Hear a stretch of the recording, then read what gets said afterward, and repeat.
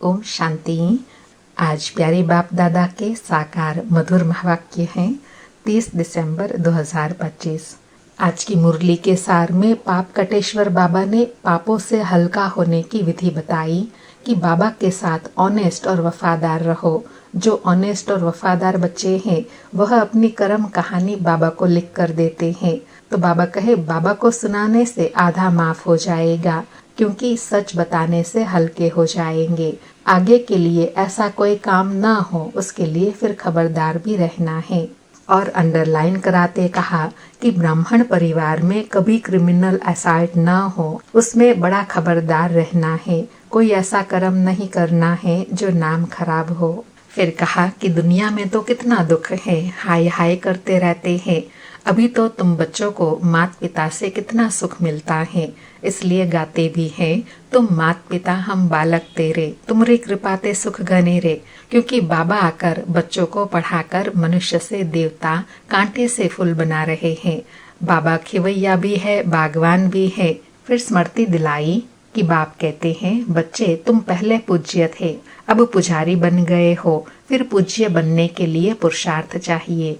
बाप कितना अच्छी रीति पुरुषार्थ कराते हैं। यह बाबा ब्रह्मा भी समझते हैं ना, हम प्रिंस बनूंगा, वह भी पुरुषार्थ करते हैं।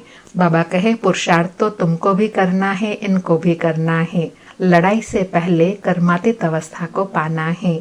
फिर कहा कि बाप कहते हैं, जब जड़ जड़ीभूत अवस्था वानप्रस्थ अवस्था होती है तब मैं ब्रह्मा में प्रवेश करता हूँ। अभी राजयोग की तपस्या कर रहे हैं। अभी तुम राजयोग की तपस्या कर ऐसा ताज वाला देवता बनते हो। बाबा कहे आगे यज्ञ की शुरुआत में बच्चों के देवताई ड्रेस में फोटो भी निकाली थी। एक साधारण वेशभूषा वाली फोटो और दूसरी डबल ताज वाली फोटो। तो बाबा कहे बच्चों को यह सदा स्मृति में रहे, अभी हम यह साधारण हैं, फिर हम ऐसे डबल ताजधारी बनेंगे।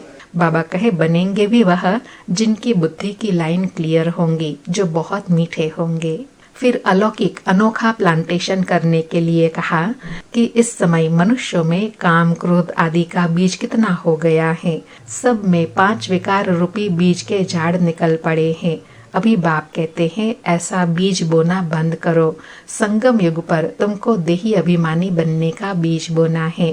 तुमको तो अभी देवी संस्कारों का बीज बोना है। फिर कहा मुख्य एक ही बात है, मन मना भव। बाप कहते हैं मुझे याद करो। गीता में भी सबसे पहले और सबसे पिछाड़ी में यही कहते हैं, मन मना भव।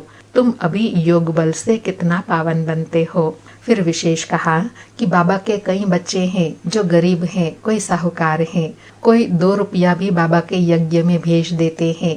कहते हैं बाबा हमारी ईंट लगा दो, कोई 1000 भेज देते हैं। भावना तो बाबा कहे दोनों की एक है ना, तो दोनों का इक्वल बन जाता है। और साथ में बाबा कहे जिसने मकान बनवाए हैं, अगर वह बाबा के घर में आते हैं तो जरूर उनको सुख से रहाएंगे ना, इसमें कभी संकल्प नहीं चलाने हैं। और लास्ट में कहा पतित बनने से कांटे बन जाते हैं। कई ऐसी आत्माएं हैं जो रास्ते चलते चलते कांटा लगाकर भाग जाते हैं, अर्थात दुख देते हैं। बाबा कहे उनको कहा ही जाता है अजामिल। बाप तुमको समझाते हैं, स्वर्ग में जाना है तो देवी गुण धारण करने हैं। कोई भी अवगुण रूपी कांटा है तो उसे निकाल देना है। पवित्र फूल बनना है, सुखदाई बनना है। सुनते हैं आज के बाबा के अनमोल मधुर महावाक्य। आज बाबा कहे मीठे बच्चे, पापों से हल्का होने के लिए वफादार ऑनेस्ट बन, अपनी कर्म कहानी बाप को लिख कर दो तो क्षमा हो जाएंगी। आज मुरली से प्रश्न है, संगम युग पर तुम बच्चे कौन सा बीज नहीं बो सकते हो। उत्तर में बाबा कहे देह अभिमान का, इस बीज से सब विकारों के झाड़ निकल पड़ते हैं। इस समय सारी दुनिया में 5 विकारों के झाड़ निकले हुए हैं। सब काम क्रोध के बीज बोते रहते हैं। तुम्हें बाप का डायरेक्शन है, बच्चे योग बल से पावन बनो, यह बीज बोना बंद करो। आज मुरली में गीत बजा, तुम्हें पाके हमने जहां पा लिया, जमी तो जमी आसमां भी पा लिया। सारी मुरली से धारणा के लिए सार है।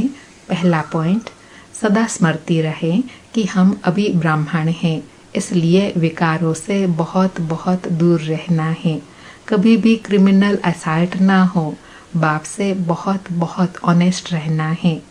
दूसरा, डबल सिरताश देवता बनने के लिए बहुत मीठा बनना है। लाइन क्लियर रखनी है। राजयोग की तपस्या करनी है। आज प्यारे सतगुरु का वरदान है, सदा बेहद की स्थिति में स्थित रहने वाले बंधन मुक्त जीवन मुक्त भव। सदा बेहद की स्थिति में स्थित रहने वाले बंधन मुक्त जीवन मुक्त भव। स्पष्टीकरण है, देह अभिमान हद की स्थिति है और देही अभिमानी बनना यह है बेहद की स्थिति। देह में आने से अनेक कर्म के बंधनों में हद में आना पड़ता है, लेकिन जब देही बन जाते हो तो ये सब बंधन खत्म हो जाते हैं। जैसे कहा जाता है, बंधन मुक्त ही जीवन मुक्त है। ऐसे जो बेहद की स्थिति में स्थित रहते हैं, वह दुनिया के वायुमंडल वाइब्रेशन, तमोगुणी वृत्तियां, माया के वार, इन सब से मुक्त हो जाते हैं। इसको ही कहा जाता है जीवन मुक्त स्थिति, जिसका अनुभव संगम पर ही करना है। बाबा कहे, जीवन मुक्त बंधन मुक्त स्थिति का अनुभव कब कर सकेंगे? जब देही अवस्था में रहेंगे, अर्थात सदा देही अभिमानी आत्मिक स्थिति में रहेंगे, तो इस दुनिया के वायुमंडल का वाइब्रेशन का कोई भी प्रभाव आप पर नहीं पड़ेगा। तो इस जीवन में ही जीवन मुक्त स्थिति का अनुभव होगा। आज का स्लोगन है, निश्चय बुद्धि की निशानी, निश्चित विजय और निश्चिंत, उनके पास व्यर्थ आ नहीं सकता।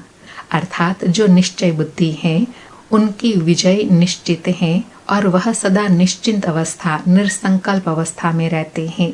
उनका व्यर्थ नहीं चलता क्योंकि निश्चय है। अच्छा, मीठे मीठे सिकिलधे बच्चों प्रति माता पिता बाप दादा का याद प्यार और गुड मॉर्निंग। रूहानी बाप की रूहानी बच्चों को नमस्ते। हम रूहानी बच्चों की रूहानी माता पिता बाप दादा को याद प्यार, गुड मॉर्निंग और नमस्ते नमस्ते। आज के अव्यक्त इशारे हैं, अब संपन्न व कर्मातीत बनने की धुन लगाओ। आज के लिए कहा कि कर्मों की गुह्य गति को जानकर, अर्थात त्रिकालदर्शी बनकर हर कर्म करो, तब ही कर्मातीत बन सकेंगे। यदि छोटी छोटी गलतियां संकल्प रूप में भी हो जाती हैं, तो उसका भी हिसाब किताब बहुत कड़ा बनता है। इसलिए छोटी गलती भी बड़ी समझनी है, क्योंकि अभी संपूर्ण स्थिति के समीप आ रहे हो। अर्थात बाबा कहे, संपूर्णता की ओर हो ना, इसलिए छोटी छोटी गलतियों को भी इग्नोर नहीं करना है, उस पर भी अटेंशन देकर परिवर्तन करना है। अच्छा, ओम शांति। शुक्रिया बाबा, शुक्रिया।